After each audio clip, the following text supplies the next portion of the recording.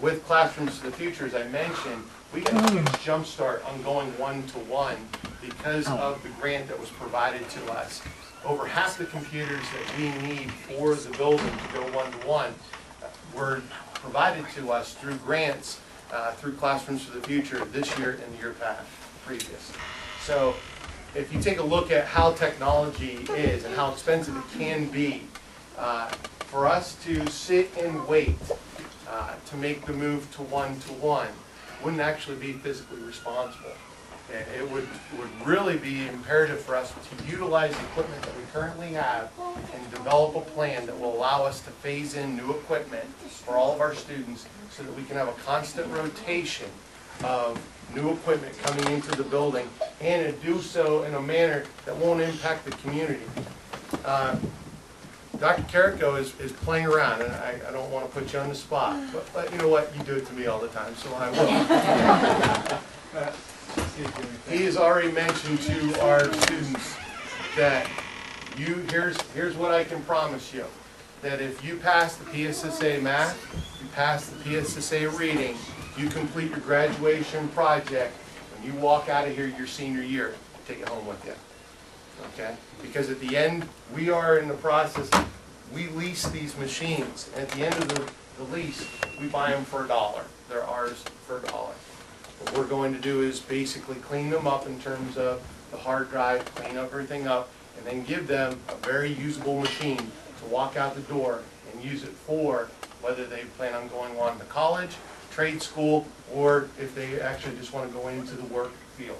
You know, I mean, honestly, today, how many of us don't go through a day where we don't use some form of technology? I think that's a pretty nice offer for our students, a great incentive for them to really, really apply in their classrooms. So this is the time to go. What does one-to-one show us? Now, we've had to look. There aren't too many schools that are at a one-to-one, but we've been using Henrico County Public Schools in Virginia. They've been one-to-one for quite some time, as have the Greater Latrobe Area School District has been one-to-one for over 5 years. The research at Henrico County points to you're seeing a 17.8% or point increase in their student scores, equivalent to their PSSA. That would be Virginia's PSSA versus ours. So they're seeing that these are very good tools. Like I said, it's a tool. It's not going to teach your child. We hear all the time, programs don't teach kids, teachers teach kids. All right, but we have to provide them with the tools necessary to give them the education that they need. What will it look like? Well, obviously we're going to see them in the classroom daily. Someone had asked, you had asked about your son, Dorothy, about he's going to be out for a surgery. Right. And she's asking about final exams. And he's going to have an outpatient procedure. Wanted to know what our final exam schedule is going to be. And I said, we don't have one this year. And the reason being, last year, we did have a final exam schedule, but a lot of that, almost over half of our final exams were project-based. Students were already doing their final exams for a period of time using some form of technology to develop a portfolio, some kind of presentation to give in their class to demonstrate all that they've accumulated over the course of a year. That can be done without setting up a final exam schedule. Will her son miss school? Will he miss anything? He might miss a little bit, but it isn't as a drastic loss of time in previous years. And again, going back to 21st century learning skills are the key. We keep hearing over and over again from people in the work community that we want kids, we want people that will be employable in this particular type of a market. Give us people that are creative. And this, I'd say, some of the products that we see in the classroom are flat out amazing. I remember in high school I was asked to write a report on a novel that I read. And boy, you do that over and over and over again, it gets kind of boring. what I've been seeing in Mr. O'Donnell's classroom, students don't just write a report, they create movie trailers that entice kids to want to read the book. The latest one was on Lovely Bones. And I tell you what, I watched our kids creating movie trailers to actually get kids to say, and he shows those trailers to his classes to let them choose what books they're going to read. That's amazing. I find that's truly creative. And I've had people come in from outside that are actually people who are in the video industry and asked, who did that for you?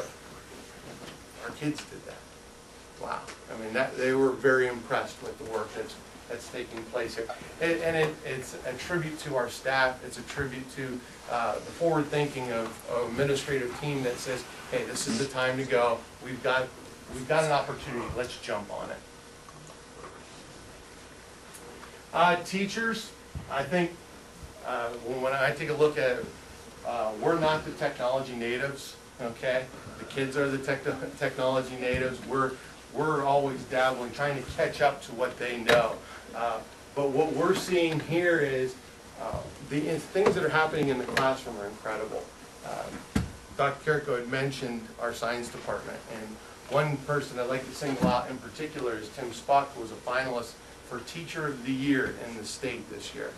And Tim does phenomenal things in his classroom. He uses technology to video conferences with teachers in Italy. Students in Italy work with kids here in Oil City, and they come up with real-life projects. Their latest project was an environmental project where teams of kids in Oil City and in Italy worked together on different portions of the project. Some did PR, some did research. You know, it was incredible to see the projects that they were doing. The PR portion was they created T-shirts as a form of awareness.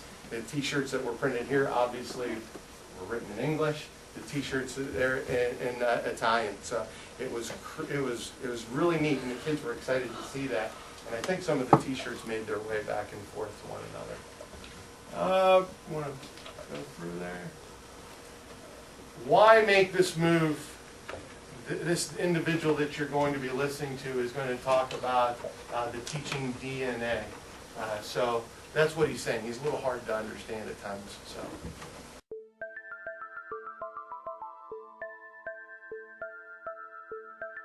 The issue for me has been around, and I think for so long we've been used to a curriculum construct that's come out of an industrial age, and it was focused on information, who controlled the information, and then transmission of that information. One person was in control of it, another person needed it, and teachers, you got teachers because they could deconstruct it and then rebuild it for kids, and it was the kids' fault if they didn't get it.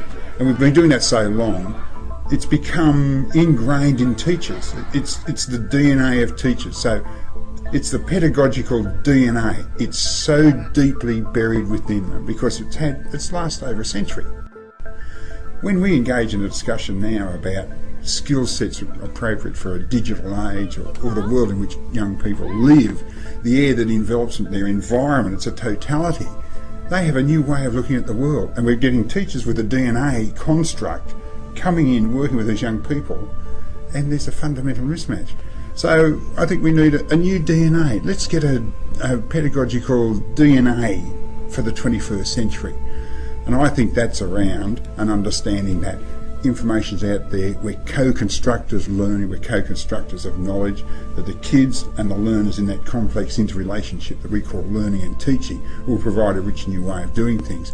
And we have to change that DNA, because we're going to have to pass that on to the next generation.